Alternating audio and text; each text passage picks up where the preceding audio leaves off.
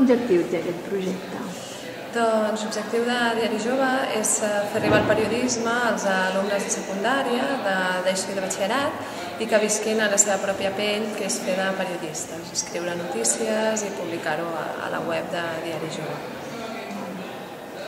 Com treballen? El que nosaltres fem és els donem una web amb el nom del seu institut, llavors publiquen les notícies amb l'ajuda del mestre, tenen uns materials de suport i també un seguiment per part nostra.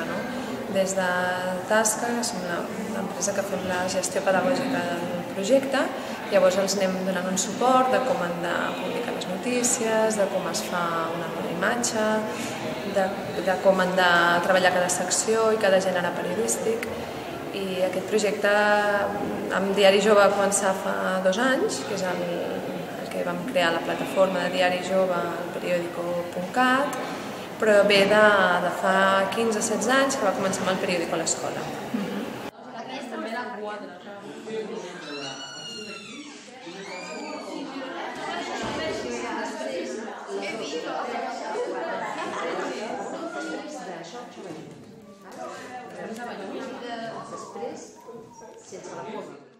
L'experiència aquesta del Diari Jove, què creus que els hi aporta als nois i noies?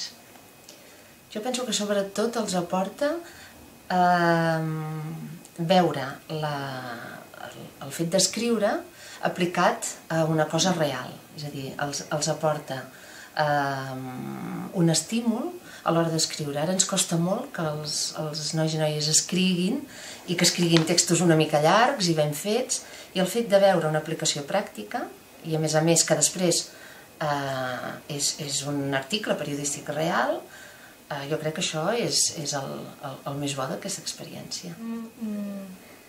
La gent pot pensar en tot el que li passa a l'entorn, que molta gent alhora no s'hi fixa, i llavors es pot posar en un lloc que pugui veure tot el que li passa, pot redactar el que li passa i pensar-ho més a fons.